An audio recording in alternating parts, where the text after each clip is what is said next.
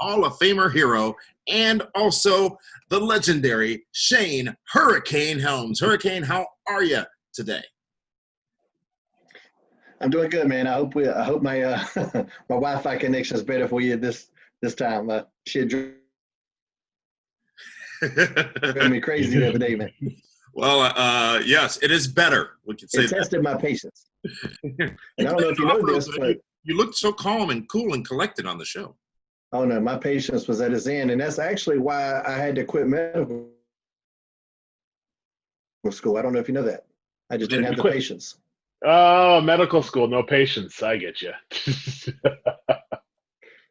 David, how are you in the Milwaukee? You guys are opening up. I saw the casinos opening, the bars. And whoa. Pump the brakes. The casinos are opening next week, and right now they're saying we can 25% of capacity. So, yeah, it's slowly opening. So it should be a very interesting weekend here in the brew city, in the beer city. How are you going to mess this all up? Me? Yes. Listen, I am not. Listen, I'll wait till next weekend to mess it up. I'll let all the rookies do it first, and then I'll show up and show them how it's done. How about North Carolina, Shane? You guys opening back up down there yet?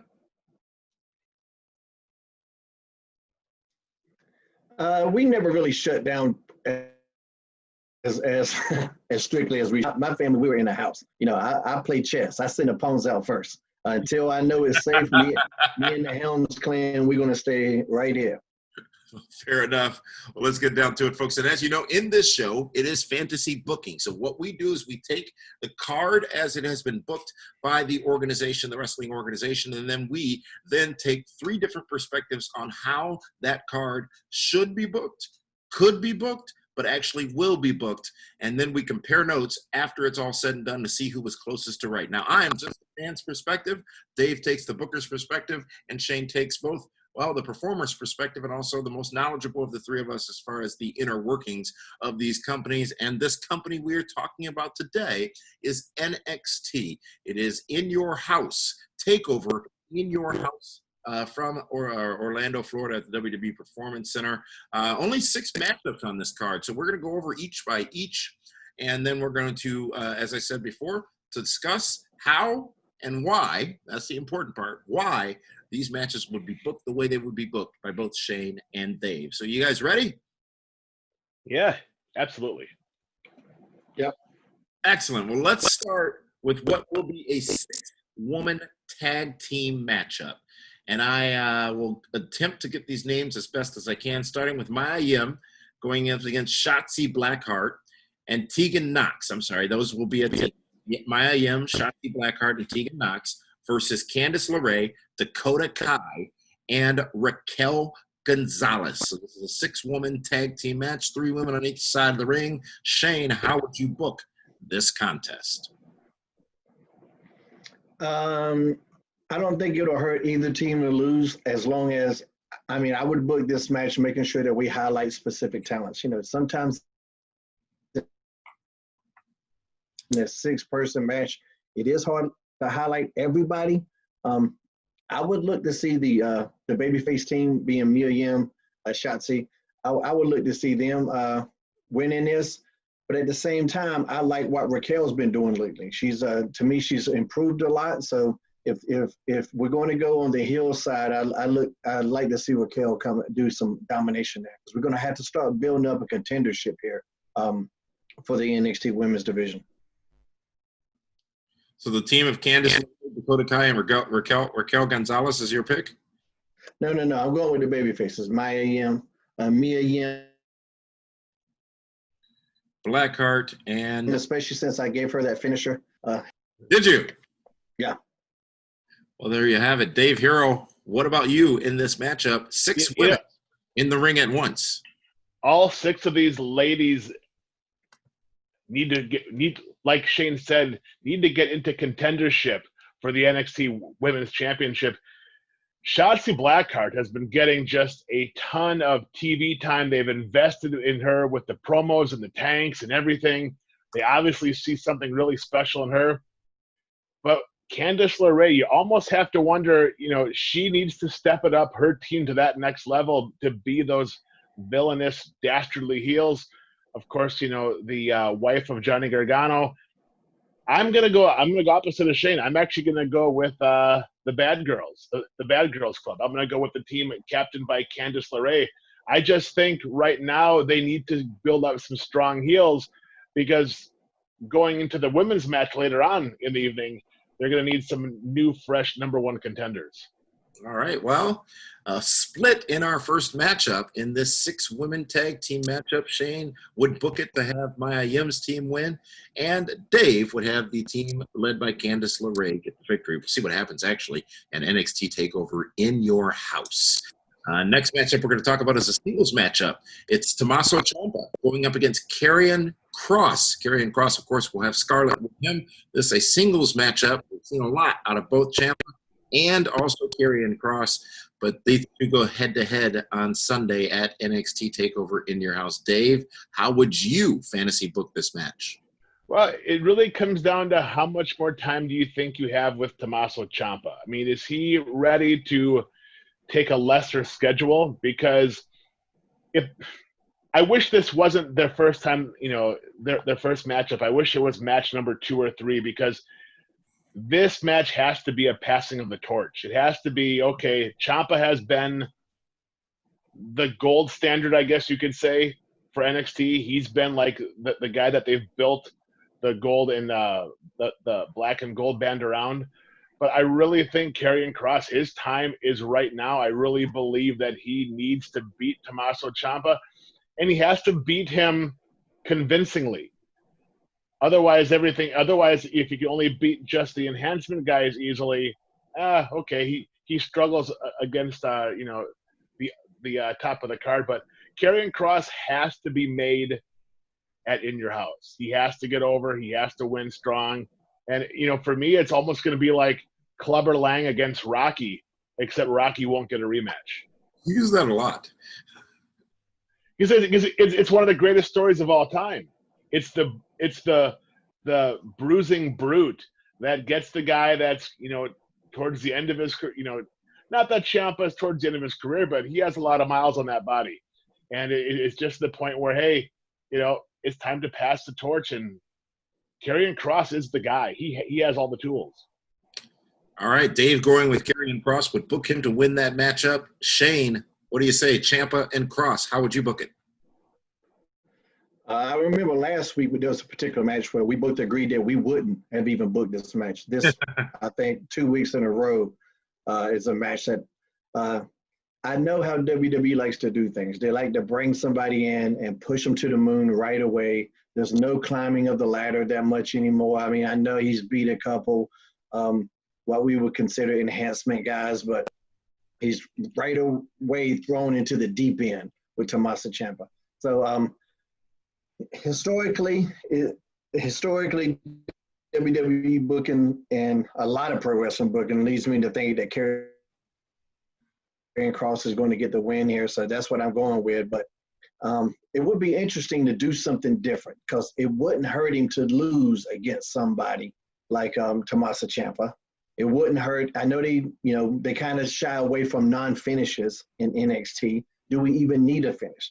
Can something happen here that can lead to a second match? If you're going to have a non-finish in this match on this pay-per-view, this might be the match I would do it in.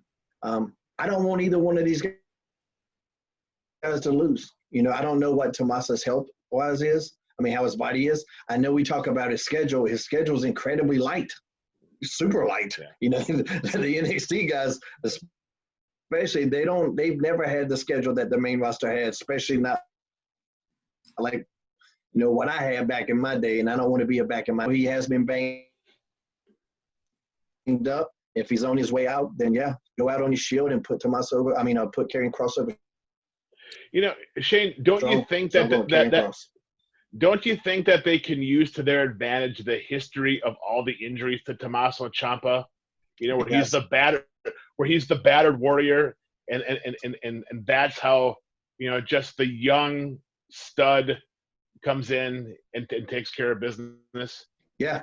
I mean, it could be incredibly decisive. I understand that storytelling. I love to mention Godzilla.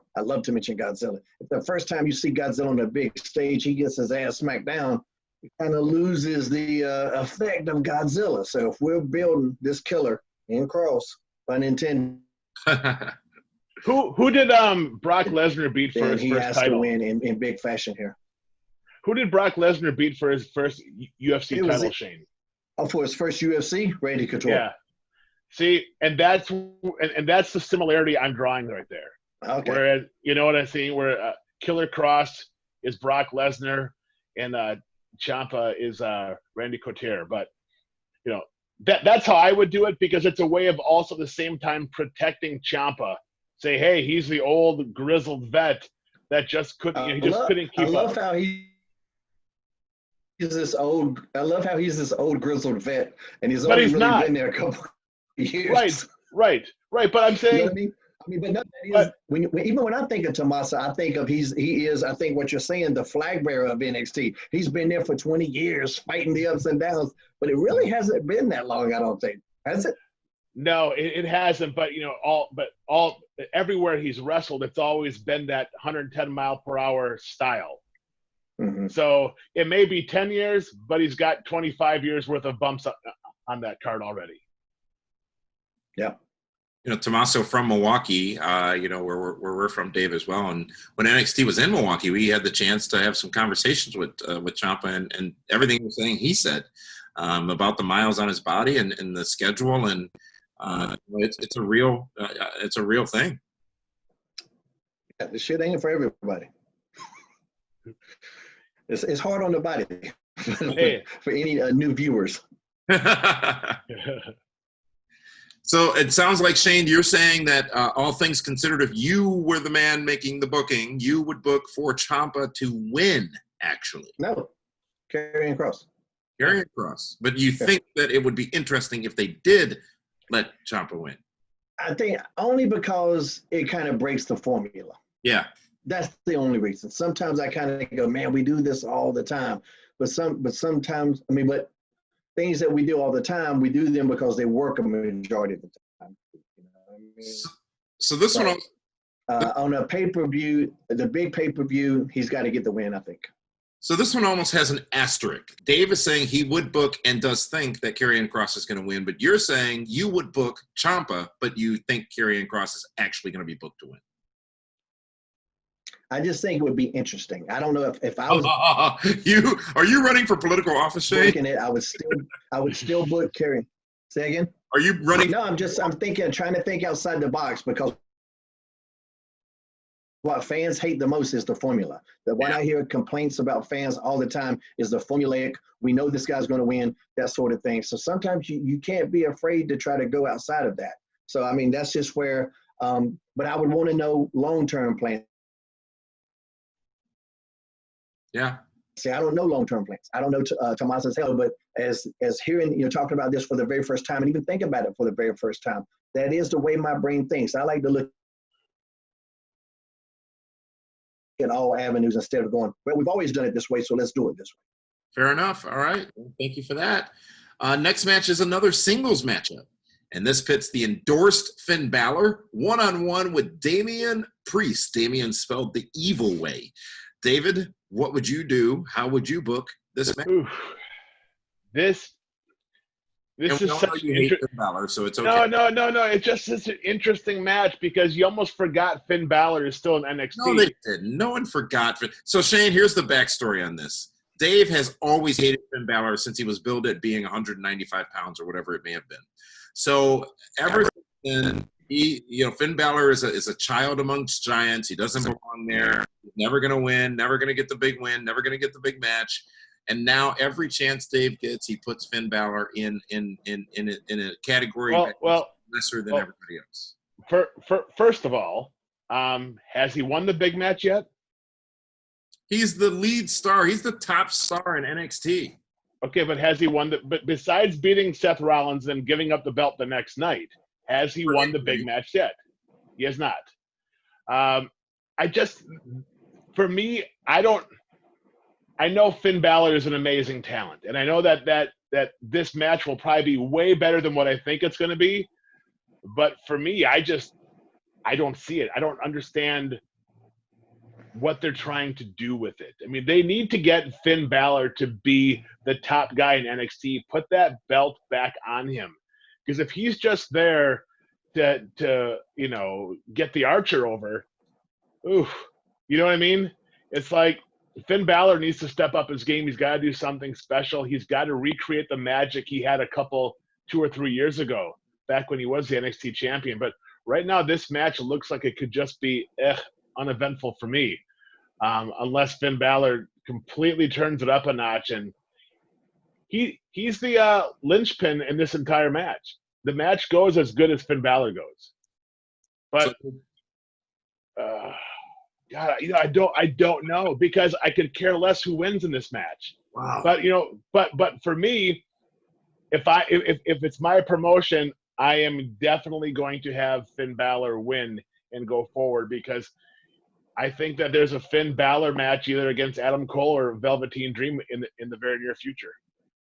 All right, Dave would book Finn Balor over Damian Priest. Shane Helms, this matchup, a singles match at NXT TakeOver in your house. How would you book it? Finn Balor versus Damian Priest.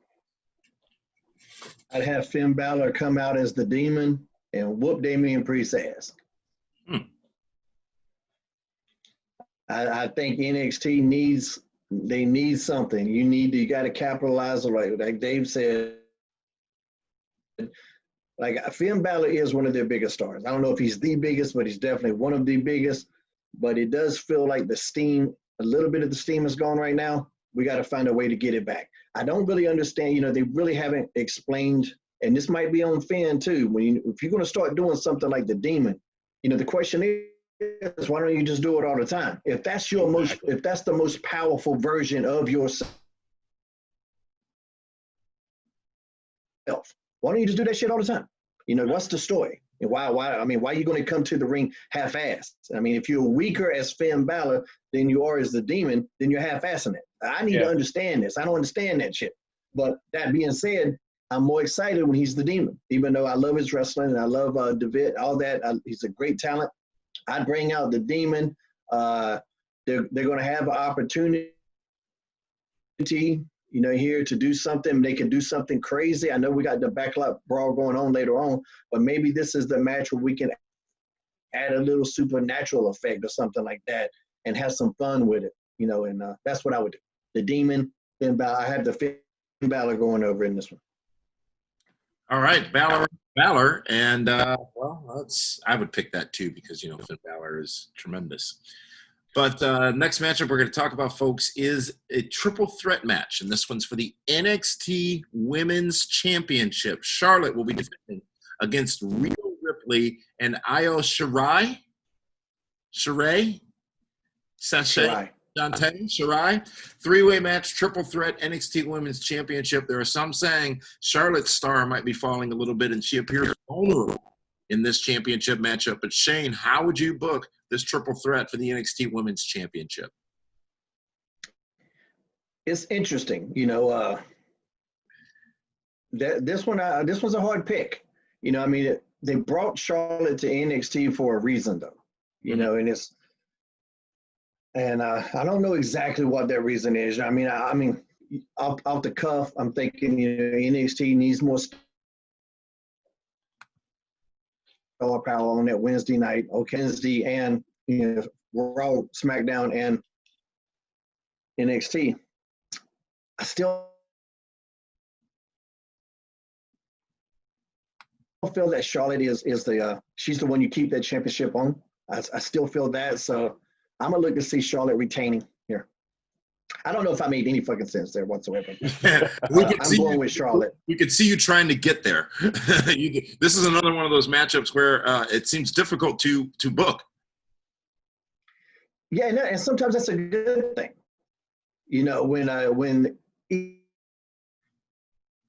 either person could be the champion, that's the best of things. What you don't want, I can see Io Shirai, I can see Rhea Ripley, and maybe because the story has been a little bit more focused on Rhea and Charlotte, maybe that's when Shirai sneaks in and steals the win. I could easily see that happening, and that might even be what happens. But I I feel like, I mean, if Charlotte just loses this NXT championship and then just goes back to Raw or SmackDown and doesn't come back, that seems odd to me. I would like to see this run continue with a little bit more domination. But that being said, Raw did just lose Becky Lynch. So maybe they want Charlotte Flair back in that Raw picture. And to do that, maybe she needs to lose that NXT championship. So that being said, I'm switching my pick. There we go. And I think it goes, I think you put it back on Rhea Ripley. How about that? I'm switching it up. I just talked myself out of some shit. You sure did. Shane goes with he would book Rhea Ripley for all the reasons said. Dave Hero, who of the three in that triple threat matchup walks out the women's champion? For me, I think that they have completely fumbled the entire Charlotte Flair NXT experience because she hasn't been winning matches. She's not being the queen. I mean, she's losing to Bayley on SmackDown, losing to Asuka and everybody else on Raw, and she's not being dominated. She's not being – she was given the NXT Women's Championship to completely elevate it, but it's only been elevated because her name is on it, not because of what she's done with it. It has, but it hasn't, because since she hasn't been winning, whoever beats her will beat a champion that's not winning. And Rhea Ripley and Charlotte, I think, is going to be money for a long time. I look at that as possibly being like the John Cena, Randy Orton feud for years going forward, because they're both so similar. They're both so good. They're both similar, but yet very different. But I think that Shirai is going to come out and just roll up somebody and get the win. I think that Charlotte and Rhea are going to be so busy beating each other up. Is she going to Jericho this? Absolutely. She's going to. You saying she's going to Jericho it? She's going to beat Austin and Rock at the same night. Absolutely. Yes. Yeah. And you know what? And I think that's what the fans want to see also. Rhea Ripley's already over. Charlotte Flair, I mean, already she has to be a first ballot Hall of Famer by what she's done in her first few years. But you need to elevate Shirai. And that's why I say the heels have to go over in that 6-woman match, because you got to find some more heels to now go after her. Because I think that Rhea and Charlotte are going to be going to Raw together and continue that feud. All right. Well, Dave would book Shirai to win that matchup and then walk out new champion. It's interesting the comments you both make about Charlotte Flair. I've long been a fan of Charlotte. I think her in-ring talents and her presence are just absolutely amazing. But there's been a lot of fan sentiment as of late, or a lot of lack of appreciation, I think, as of late by a lot of fans for those same things with Charlotte. And maybe it is the vulnerability that she's showing right now by not winning every match is maybe getting the fans back invested into the believability, I guess, of Charlotte's chances in any match. I just think that NXT needs help against AEW. And when their top woman, the women's champion, can't beat the talent on Raw, can't beat the talent on SmackDown, well, that means that she's still part of the quote-unquote C show. She can't beat the A and B talent. And I think that's where they made the mistake, because they didn't make Charlotte Flair equal or better than the Raw and SmackDown talents. What do you say, Shane? Yeah, I'm not going to disagree with that. When I saw Charlotte lose to Bayley, I was going, man, why would they do that? Like a person to do that, the person perfect to do that with, I should say. So that was very odd. I see where Dave's coming from 100%. But I don't know if they would take both of them right now, maybe. Because, I know what I heard in those meetings, and I know what I see with my own eyes. Rhea Ripley is a big star, and that star is only going to shine brighter. So it is well within the realm of possibility that she's going to move up quickly. So, well, you both, I can see that happening. You you both agree that Charlotte does not walk out Sunday after NXT TakeOver, still the champion. We'll see what happens in the real world when this show happens Sunday on the WWE Network. 2 more matches to talk about. Both are for championships. The first is a singles match. It is for the NXT North American Championship, and it's going to be Keith Lee defending that championship against Johnny Gargano. And Dave, tell us how you would book this matchup, and please, nothing about the size of Gargano compared to Lee. Well, but that's the main thing about the entire match is the size difference. I mean, it's almost like Daniel Bryan against Mark Henry, but Daniel Bryan beat Mark Henry, which then makes me think, well, maybe Johnny Gargano needs to beat Keith Lee, because then Keith Lee can then chase Johnny Gargano. When I first saw this match, I'm like, there's no way Gargano can beat Keith Lee. There's just no way. Just on paper, physically, not a chance. But then it's like, you got to think, what has, besides Royal Rumble and his time in the ring with Brock Lesnar, Keith Lee hasn't really stood out on the NXT brand as the North American champion. There hasn't been that moment where it's like, oh, good God almighty, that was fantastic. So maybe you let Johnny Gargano go over and defeat Big Keith Lee and hope that he gets a newfound fire, or quote-unquote eye of the tiger, to get re-motivated to do something special to create that oh my God moment. So I can't believe I'm going to say this, but I think that for good business is Johnny Gargano defeating Big Keith Lee. Really? And becoming the new North American champion. All right, Gargano for Heroes booking process. Shane, what do you say? I see Keith Lee coming out with a big win here. I think Gargano does his business. I don't see any reason really right now to derail Keith Lee at all. If he hasn't had that big of a moment in NXT, then I think we keep building to him. He has, even bigger than the Rumble spot with Brock, his moment in the Survivor Series, a match of which I was an agent for. His Survivor. Well, I mean, but Keith Lee could drop the belt. This final minutes with Roman Reigns were huge. Huh?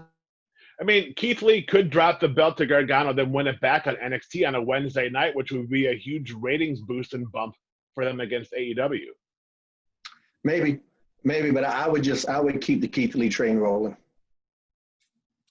All right. We got to build the stars. We got to keep the momentum rolling. The 50-50 booking, which is, we know they love to do it. So Dave, without a doubt, you could be right here. But I would run with Keith Lee. I would run till his legs fall off. So Keith Lee retains coming out of NXT TakeOver, according to Shane, and Dave would say that Johnny Gargano would get the win for the and that pains me to say, because Keith Lee is on my draft team, just so you know. But yeah, it's going to be an interesting match. That match, I am very interested to see how they're going to put it together. Well, the next match, the final match, is a main event matchup for the NXT Championship. It is a last chance backlot brawl. We talked a little bit about this on Thursday night's edition of Primetime, but we're going to talk about it much more here. Keep in mind, if the challenger loses the match, and that challenger is Velveteen Dream, he can no longer challenge for the championship while Adam Cole, his opponent, is still champion. Similar to the rules that end up taking Cody out of the championship ranks in AEW. Well, it will happen in a last chance backlot brawl. Adam Cole defending against Velveteen Dream. Shane Helms, what would you do in this match? Now, that stipulation doesn't mean that Velveteen can never challenge for that championship ever again. It just means he can't challenge for it while Adam Cole is the champion. Right. Yeah. That's the storyline I would run with. I would have Adam Cole win. Velveteen is just frustrated. What if after that, now he's trying to help everybody? Everybody that challenges Adam Cole now is going to have Velveteen Dream in their corner trying to help him somehow, because he wants that belt off Adam Cole. Mm-hmm. It doesn't care who it is. He's trying everything from my head. I like both of these guys. It wouldn't hurt my feelings at all to see Velveteen Dream come out with the championship, but I would keep Adam. I would keep the Adam Cole thing running too, because I don't think see him going up to the main roster. I think they're going to keep him down in NXT. What the hell do I know? But a lot more than us. I would keep him being chanted out loud. I'm really excited about what could happen if they did that story. Now Adam Cole's the champion, but he knows every challenger, he's got to be looking over his shoulder, because Velveteen Dream is doing everything possible to get that championship off Adam Cole. It doesn't care who it goes on. Yeah. Because whoever it goes on, now he can challenge it again. So that's what I'm going with, my silly ass storyline that I thought of right here. Fair. David Hero, what do you say? I'm going to go the opposite route. I think now is the time for Velveteen Dream to finally get his revenge on the Undisputed Era. And he's finally getting it at the guy that runs the entire show. And he will defeat Adam Cole. Like I said, I fully expect that the Undisputed Era to be involved in the match. I fully expect to see Dexter Lumis involved in the match.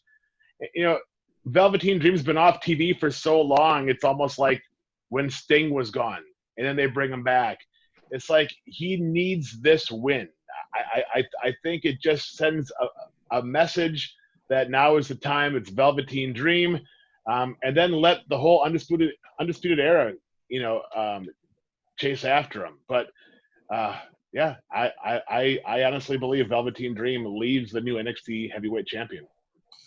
All right, well, let's look at it from a perspective of how the show would be top to bottom with both of your booking methods. And first, we'll start with your method, David Hero.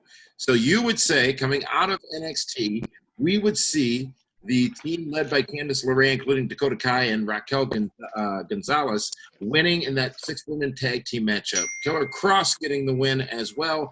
Also, Finn Balor getting the win over Damian Priest. You also would see Io Shirai come out as the new NXT Women's Champion. Johnny Gargano coming out as the new NXT North American Champion. And Velveteen Dream also coming out the new NXT Champion. So you got every title changing hands, Dave, on your version of the show. And that is interesting. Would be newsworthy if that were indeed to happen. If we look at it Shane's way, the Hurricane way, if you will. Maya Yim and her team win in that 6-women tag team matchup. Karrion Kross getting the win over Tommaso Ciampa. Finn Balor, the demon version of Finn Balor, getting the win over Damian Priest. Rhea Ripley coming out new NXT Women's Champion. But both Keith Lee and Adam Cole retaining their championships. But interesting story for both afterwards that you presented to me with the reasoning for it.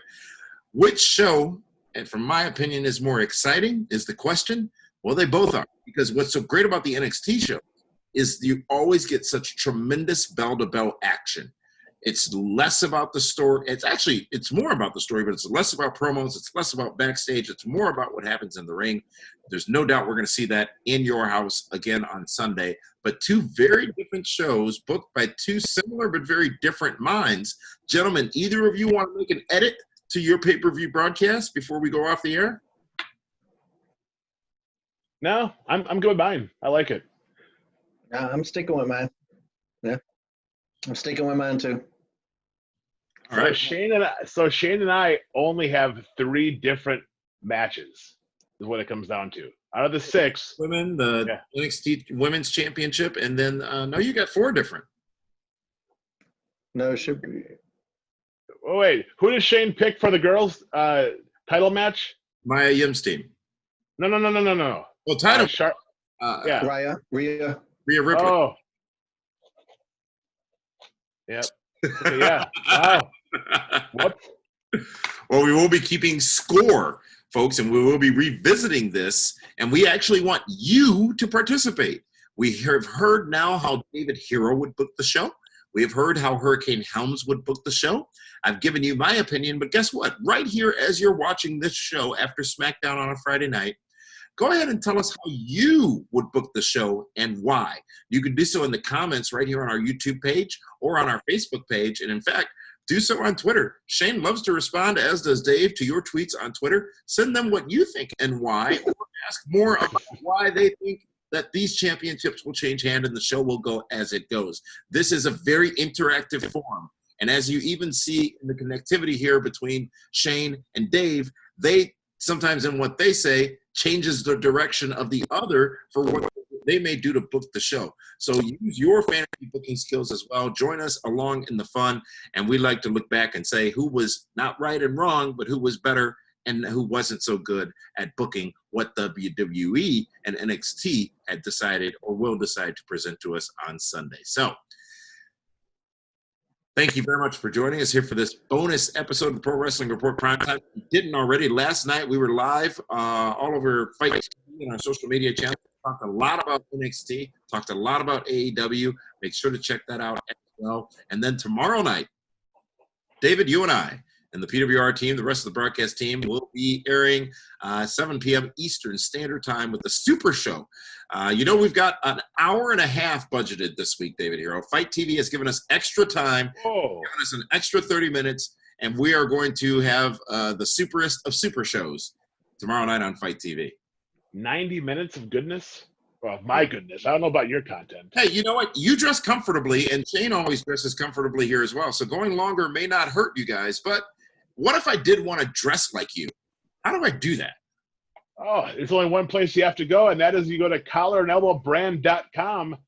It's super easy. You go there, use the promo code PWR360, save, check out the shirts.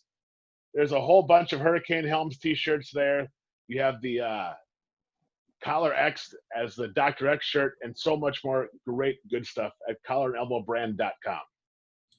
And Shane, does your headband always match the shirt? I got quite a few of them, so I try. I try. You're supposed to be wearing that as a man. I got some. I got my yellow one right here. It was, I started wearing these when I used to have the green hair, and WWE made us do the business casual dress code. So I would have to dress business casual, but I still had green hair like a jackass. So I would wear a black do-rag that came with my motorcycle helmet, that came with my Harley Davidson motorcycle helmet. So that's where it came from. That was why I started wearing the do-rag. And then when I had the big heel turn, It was just a good look, or at least in my mind, it was a good look. You know what? I love the braids. That was the best look you ever had, just so you know. The braids look good when I had the mask on. When I had the mask and I had the little braids, it kind of had a Predator type thing. Predator, the movie, not Predator, the other thing. It looked cool. I just want to make that clear. You know what I'm saying? Epstein never had braids. It looked cool in the mask, but then when True. So it looked cool in the mask, but then in everyday life, at 35, 38 years old, I look like just an older guy who just found rap music for the first time. And it didn't really, it wasn't like, I needed to cut. All right, guys. Well, thank you so much. Great show, great discussion. NXT TakeOver in your house Sunday. Let's see how it goes. Remember, we want to hear your fantasy booking. We want you to share your comments, your thoughts right here in the comments for this video, especially on YouTube. We're going to take those and we're going to incorporate those when we review how good these picks did or did not go compared to the show. So, Shane, thank you very much for joining us here for this bonus episode. David, thank you for joining us for this bonus episode as well. We'll see you all again tomorrow for PWR Primetime, the Super Show, 7 p.m. Eastern Standard Time